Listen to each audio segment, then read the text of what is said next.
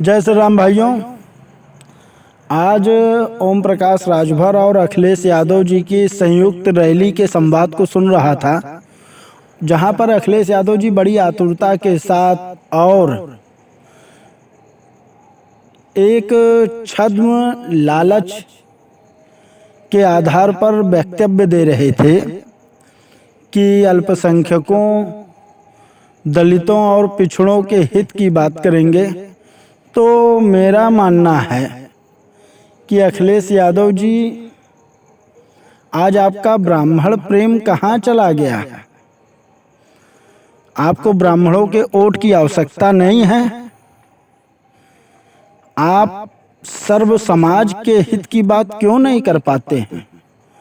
आप एक बांटने वाली राजनीति क्यों कर रहे हैं? आप हमेशा जब भी सत्ता में आए तो फॉरवर्ड बनाम ओबीसी का खेल क्यों खेला गया? भाइयों, मेरा आप लोगों से अनुरोध यही है कि इनकी ओछी मानसिकता और इनकी मंशा को आप अच्छे से समझें। इनको ना तो ओबीसी से कोई मतलब है, ना तो इनको दलित से कोई मतलब है, ना तो उत्तर प्रदेश की सम्मानित जनता से इनको मतलब है। इनको तो मतलब है कि किसी भी प्रकार से एन केन प्रकारेण ये सत्ता में वापसी करें और एक बार मुख्यमंत्री बनने के बाद इन्होंने जिस तरह से तांडव मचाया था उसी प्रकार से पुनः उत्तर प्रदेश में दंगे हों, मुस्लिम तुष्टीकरण को बढ़ावा मिले, भ्रष्टाचार बढ़े और यह पुनः कहीं और अपना एक नया होटल खोल सके।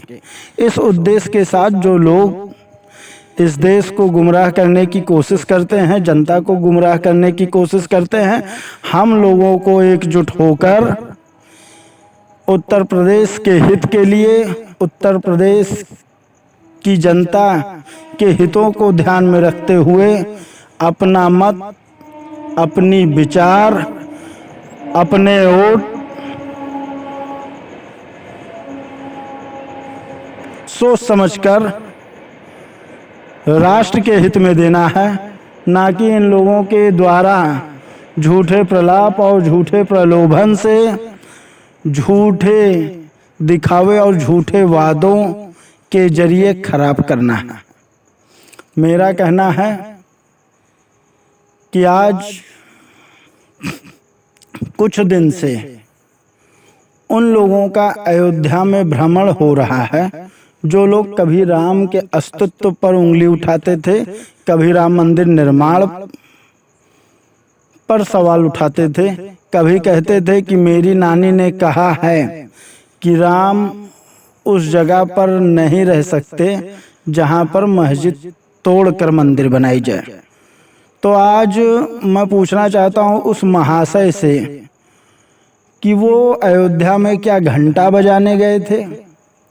उनकी आवश्यकता क्या थी? वो क्या सोच कर अयोध्या गए थे? आपने केवल मदरसों को, मौलानाओं को सरकारी धन पे अनुदान दिया, सरकारी कोटे से अनुदान दिया और मंदिरों की बिजली काटी। आज आप कह रहे हैं कि अगर हम सत्ता में आ गए तो मुफ्त में राम मंदिर का दर्शन कराएंगे। अभी तो आप दिल्ली में सत्ता में हो, केजरीवाल जी, आप दिल्ली में सत्ता में हो, अभी क्यों नहीं दिए थे? आज क्यों दोगे कि उत्तर प्रदेश में जब आपकी सरकार आ जाएगी? कौन देगा आपको सरकार? कौन वोट देगा? कौन नहीं जानता है कि आप कितने पानी में हो, कितने बड़े हिंदूवादी हो। हमेशा आपने हिंदुओं का दमन किया है। आप वही लोग हो जिसने उत्तर प्रदेश और बिहार की गरीब मजदूरों को दिल्ली से झूठे प्रचार और गुमराह कर कर खदेड़ दिया था।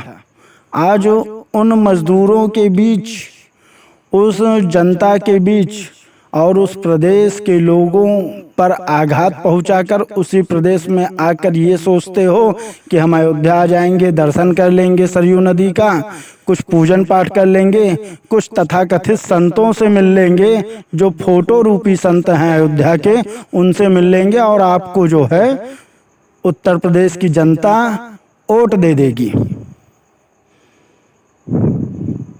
मैं एक दिन सुन रहा था, एक अयोध्या के संत हैं, एक्सीडेंटल संत हैं, उनको और कुछ होना चाहिए था और वो संत हो गए, बड़ा तिलक लगा लेते हैं, कभी अखिलेश यादव जी के पाले में घूमते हैं, कभी अरविंद केजरीवाल के पाले में घूमते हैं, कभी किसी के पाले में घूमते हैं। वो कह रहे थे कि अयोध्या के संतों को, कि अयोध्या के ज़्यादातर संत दलाल हैं। उनका वीडियो मेरे पास है, मैं आप लोगों के बीच जो भी चाहेगा हम उनको डिस्क्रिप्शन में अपना वह वीडियो प्रस्तुत कर देंगे, जिसमें उन्होंने कहा है कि अयोध्या के कुछ दलाल टाइप के साधु भाजपा के साथ हैं। माफ करिएगा, अयोध्या में जो सच्चे साधु हैं, अयोध्या के वो सच्चे महंत, सच्चे साधु जो धर्म के प्रति परायण हैं, जो धर्म के प्रति निष्ठा रखते हैं, जो धर्म और राम में आस्था रखते हैं, राम मंदिर में आस्था रखते हैं, हिंदू धर्म में आस्था रखते हैं, वह समस्त नागरिक, वह समस्त साधु हो चाहे गृहस्थ हो, सभी भारतीय जनता पार्टी के साथ है, परम पूज्य योगी आदित्यनाथ जी के साथ है। और जो गुमराह करने की कोशिश करते हैं, जो एक जातिवादी लोग हैं, जो एक अवसरवादी लोग हैं, जो एक दलाल टाइप के लोग हैं, वो दूसरों को कहते हैं कि ये फला साधु दलाल थे, ये फला व्यक्ति दलाल हैं, ये फला व्यापारी दलाल है, या फला आदमी दलाल है, ये भाजपा के एजेंट हैं, ये विश्व हिंदू परिषद के एजेंट हैं, ये बजरंग दल के एजेंट हैं। ऐसा कहकर वो अपनी प्रामाणिकता सिद्ध करते हैं कि वह क्या है। मुझे किसी के ऊपर कुछ भी नहीं कहना है। मैंने उनका वीडियो देखा जब वो साधु जी सरयू के किनारे कुछ तथाकथित भगवा भेषधारी समाजवादी पार्टी के साधुओं के साथ खड़े थे।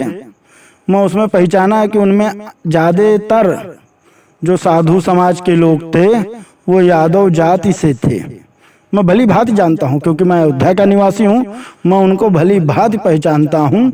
वो अयोध्या के तथाकथित यादव साधु जो समाजवादी पार्टी का झंडा हमेशा बुलंद करते हैं, वह लोग अयोध्या के समस्त साधुओं को जो भारतीय जनता पार्टी और हिंदू धर्म में विश्वास रखते हैं, उनको कह रहे थे कि वो दलाल टाइप के भाजपा के एजेंट। ऐसा कहने से वो अपने अस्तित्व पर आघात पहुंचाते हैं।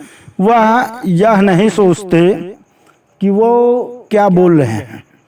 रही दूसरी बात, जब भी समाजवादी पार्टी के कार्यकर्ताओं से या नेताओं से पूछा जाता है कि अखिलेश यादव ने क्या किया, जब वो सत्ता में रहे तो उन्होंने क्या किया, तो बताएंगे कि मेट्रो बनवा दिया, 100 नंबर डायल कर दिया, 100 नंबर एम्बुलेंस तैयार कर दी, 112 कर दिया।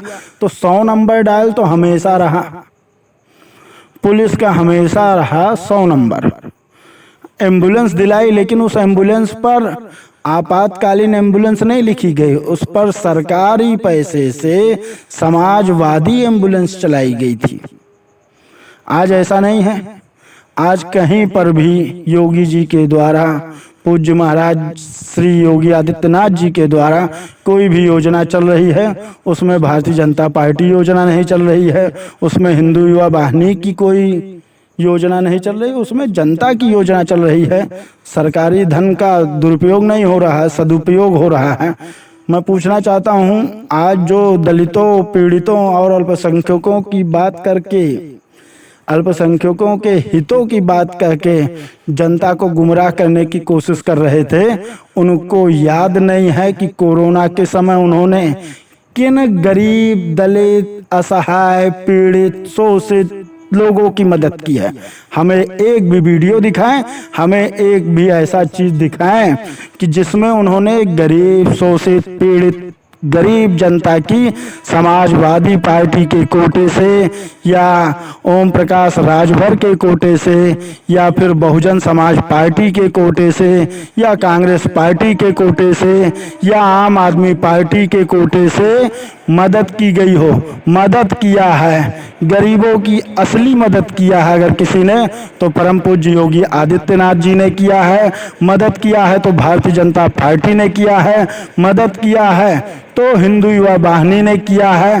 फैजाबाद में खास तौर पर अगर किसी ने मदद की है तो हिंदू युवा वाहिनी के महानगर अध्यक्ष श्री शंभुनाथ जायसवाल जी ने, श्री कुलभूषण द्विवेदी ने किया है, कुछ भारतीय जनता पार्टी के नेताओं ने किया है, कुछ भारतीय जनता पार्टी के कार्यकर्ताओं ने किया है।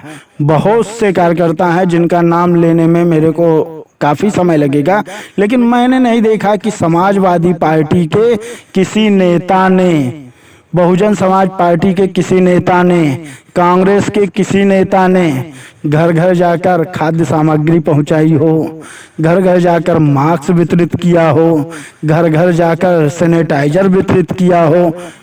क्यों नहीं किया? आज 300 यूनिट बिजली देने का वादा करने वाले लोग भूल गए, जब वो सत्ता में रहे तो उन्होंने पूरे प्रदेश को बिजली मुक्त कर दिया था। हम ऐसे लोगों को जब एक बार देख चुके हैं, एक बार झेल चुके हैं, तो दोबारा झेलने की इच्छा नहीं है। दोबारा 2012 वाली गलती हम फिर नहीं दोहराना चाहते। एक आशा और एक विश्वास के साथ कभी 2012 में उत्तर प्रदेश की सम्मानित जनता ने एक बार मौका दिया, उस मौके का फल हमें ये मिला कि जगह जगह पर दंगे होते रहे, जन्माष्टमी बैन होती रही, कांवरिया में डीजे बैन हुआ, होली पर प्रतिबंध लगा, दीपावली में पटाखों पर प्रतिबंध लगाने की कोशिश की गई। इस तरह के कार्यों से अयोध्या की अनवरत चलने वाली रामलीला को बंद कर दिया गया था। तो इस प्रकार से जो आपने कांड किए, उन कांडों को हम फिर नहीं दोहराना चाहते हैं। हमें सरकारी बंगलों की टोटी चुरवाने का फिर से मौका नहीं देना है। हमें उत्तर प्रदेश में फिर से दंगे नहीं चाहिए। हमें फिर से गायत्री प्रजापति जैसे बलात्कारी को संरक्षण देने का कार्य नहीं करवाना है। हमें भैंस को खोजने के लिए उत्तर प्रदेश की यशस्वी पुलिस को नहीं लगाना है। हमें उत्तर प्रदेश में हज हाउस नहीं बनवाना है। हमें उत्तर प्रदेश में मुस्लिम तुष्टीकरण नहीं होने देना है। एक पक्षी कोई भी कार्य नहीं होना है।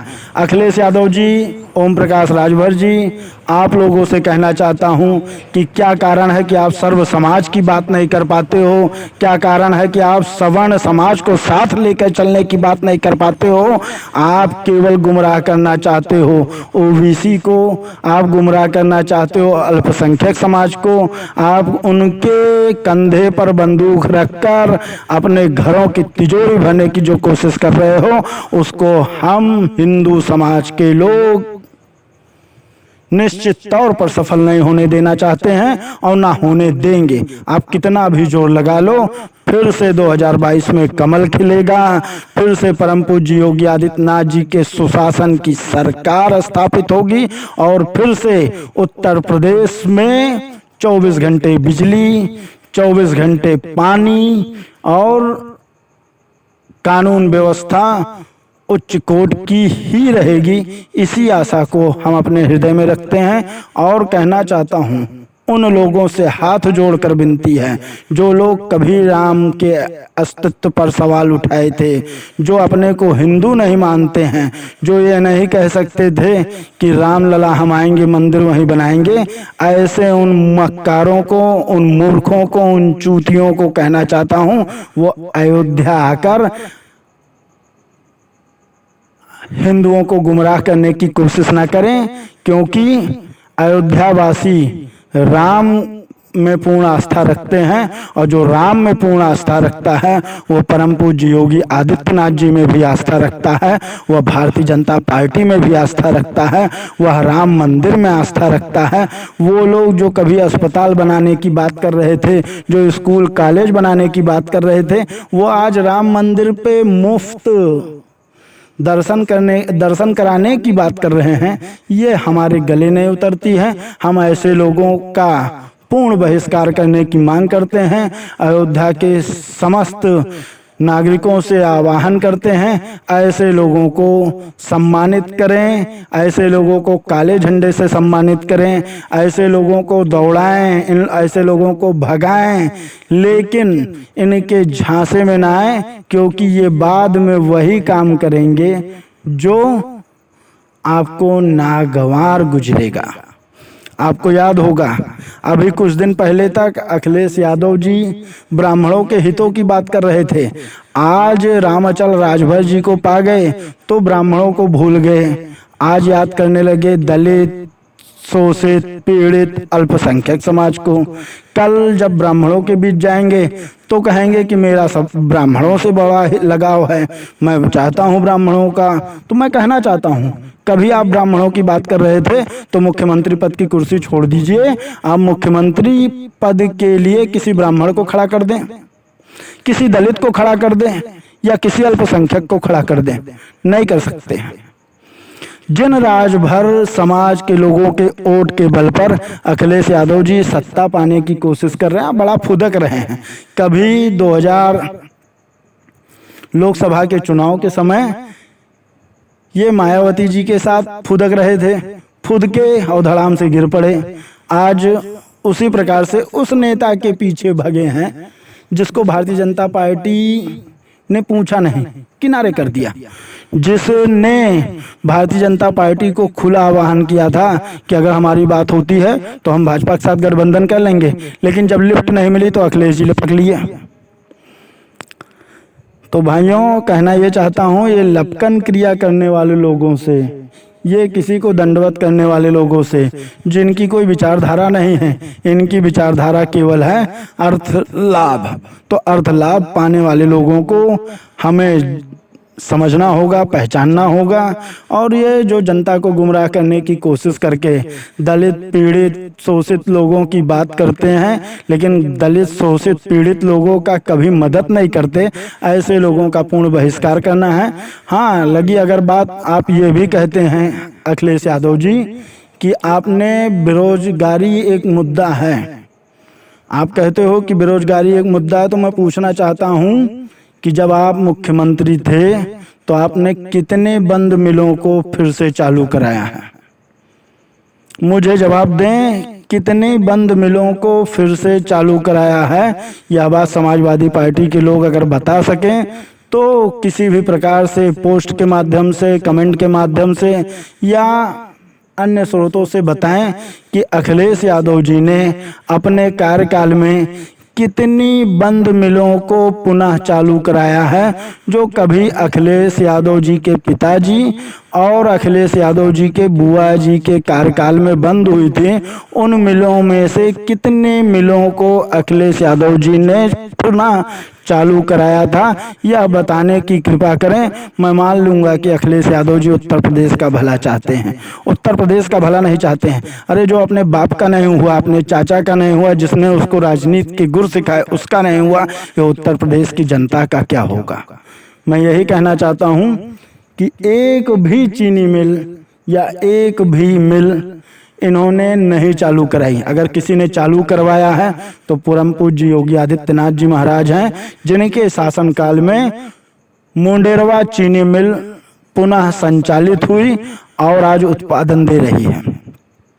हमें और कई मिले हैं जिनके नाम मुझे नहीं याद हैं, तो मैं अपना वह स्मरण पुनः स्थापित करके पुनः वीडियो के माध्यम से आता रहूँगा और आप लोगों के बीच यह जानकारी देता रहूँगा। अनवरत 5 महीने से गरीबों को मुफ्त राशन केंद्र सरकार के द्वारा दिया जा रहा है, जिसकी हम भूर भूर प्रशंसा करते हैं। हिंदू युवा वाहिनी के नेताओं द्वारा, भारतीय जनता पार्टी के कार्यकर्ताओं द्वारा जनता की जिस तरह से मदद की गई है, हम उसको याद रखेंगे। हम उसको याद रखेंगे, उस त्याग को याद रखेंगे जब आदरणीय मुख्यमंत्री जी के पिताजी का देहांत हुआ और वो संक्रमण के समय अपने पिता की अंत्येष्टि में न शामिल होकर जनता के बीच जनता की सेवा किए। हम उन बातों का स्मरण रखेंगे। हम उस व्यक्ति को याद रखेंगे, उस महापुरुष को याद रखेंगे जो संक्रमण काल में खुद कोरोना संक्रमित होकर देश की प्रदेश की सेवा में अपने को तल्लीन रखा, संलग्न रखा और जैसे ही वो ठीक होते हैं वह पुनः जनता के बीच दौरे करते हैं। ये सब चीज़ें याद रखने वाली हैं, ये चीज़ें हमेशा याद रखी जाएंगी। उनके एहसानों को हम कभी नहीं भूल सकते हैं। जब उन्होंने अयोध्या में रघुकुल की याद दिलाई। मेरा राजनीति से कोई मतलब नहीं है, मैं एक प्राइवेट नौकरी करता हूँ, उसी से हमारा गुजर बसर चलता है। मैं कोई राजनीतिक सरोकार नहीं रखता, लेकिन मैं उस एहसान को कभी नहीं भूल सकता कि जब अयोध्या आने के लिए, अयोध्या का नाम लेने के लिए कोई नेता नहीं तैयार था। यह दिन आदरणीय मोदी जी की और परम पूज्य योगी आदित्यनाथ जी की देन है कि देश का नेता, देश के कोने कोने के नेता आज अयोध्या की ओर रुख कर रहे हैं। इससे ज़्यादा अयोध्या वासियों को क्या चाहिए। मुझे याद है कि कभी अयोध्या वीरान होती थी, कोई मंत्री विधायक अयोध्या की तरफ नहीं आते थे। और वो कांग्रेस पार्टी, उस कांग्रेस पार्टी के बारे में भी कहना चाहता हूँ कि सोनिया गांधी और राहुल गांधी की सभाएं सोहावल और गुलाबबाड़ी मैदान में होती थी, ना कि कभी अयोध्या होती थी। कभी नहीं हुई। जब कांग्रेस सत्ता में रही तब भी नहीं हुई, और आज सत्ता में नहीं है तब भी नहीं हुई, और ना आगे होगी। कभी अयोध्या में नहीं हुए। कभी ये नेता रामलला के दर्शन नहीं किए हैं। आज अपने को हिंदू साबित कर रहे हैं। हिंदू साबित कर रहे हैं तो चलिए आइए। अखिलेश यादव जी कहते हैं कि मैं हिंदूवादी हूँ, चले आए, आइए राम मंदिर में, आइए दर्शन कीजिए। नहीं करेंगे क्योंकि उनका वोट खिसक जाएगा। वो हिंदू होकर भी हिंदू नहीं है। भाइयों, जो हिंदू होकर हिंदू नहीं है वो हमारा क्या होगा, उत्तर प्रदेश का क्या होगा। हमें वही चाहिए, जो है वही रहे, वही जनता के साथ आएगा। जो हिंदू होकर हिंदुत्व की बात ना करे, उससे बड़ा गद्दार क्या होगा। उसकी आवश्यकता नहीं। हमें सर्वजन हित की बात करिए, सबके साथ और सबके विकास की बात करिए, हम उसके साथ जाएंगे। हम उसके साथ नहीं जाएंगे जो सवर्ण समाज को किनारे करके केवल कुछ लोगों की बातें करें और उनको भी गुमराह करें। क्योंकि जब वो आ जाएगा सत्ता में तो ओबीसी दलित को तो साइड कर देगा। वो जैसे ही सत्ता में आएगा तो केवल एक ही काम करते हैं, ओबीसी को भी साइड कर देते हैं, केवल मुस्लिम तुष्टीकरण चालू कर देते हैं। कृष्ण, भगवान श्री कृष्ण यदुवंशी थे, उनके मंदिर के निर्माण की बात करें, मान लूं नहीं करेंगे। वो करेंगे किसकी बात, हज हाउस की। वो कब्रिस्तान रंगेंगे। तो भैया कब्रिस्तान रंग के आप बेरोजगारी नहीं दूर कर सकते हो। हाँ, रही दूसरी बात, एक समाजवादी पार्टी के लोग बहुत ही तेजी से चिल्ला रहे हैं कि पेट्रोल इतना महंगा है, रसोई गैस इतनी महंगी है। चलो, पेट्रोल रसोई गैस महंगी है, हम भी मानते हैं। उसका कारण पे हमें नहीं बात करनी है। उसका कारण क्या है क्या नहीं है ये सरकार जाने, ये प्राइवेट कंपनी जाने, ये सरकारी कंपनी जाने, ये अंतर्राष्ट्रीय मार्केट जाने। मैं इतना जानता हूँ कि अगर उत्तर प्रदेश की सरकार बदल दी जाती है तब भी पेट्रोल और डीजल के दाम नहीं घटने वाले हैं और ना घटा पाएंगे, क्योंकि उनके अधिकार क्षेत्र में नहीं है। जब उनके अधिकार क्षेत्र में पेट्रोल और डीजल के नाम पर हम वोट नहीं देने वाले हैं। हमने भारतीय जनता पार्टी को वोट दिया था, हमने हिंदुत्व की विचारधारा के लिए वोट दिया था, हम राम मंदिर निर्माण के लिए वोट दिए थे, हमने वोट दिया था दंगाइयों पर उचित कार्रवाई के लिए। हमने वोट नहीं दिया था पेट्रोल डीजल कड़वा तेल के लिए, हमने वोट दिया था हिंदुत्व के लिए जो स्थापित हुआ। और ये लोग जो अभी 2019 तक जो भी चुनाव होता था एक ही बात कहते थे कि राम मंदिर बना क्या, धारा 370 हटी क्या, 3 तलाक खत्म हुआ क्या। 2017 तक के चुनाव में इन लोगों के यही भाषण थे। और जब ये तीनों मुद्दे खत्म हो गए तब इनको महंगाई और बेरोजगारी 2 चीज़ें दिखी। भाइयों बहनों, कोरोना काल में पूरे विश्व में मंदी का दौर था, तो भारत में भी रहा, उत्तर प्रदेश में भी रहा।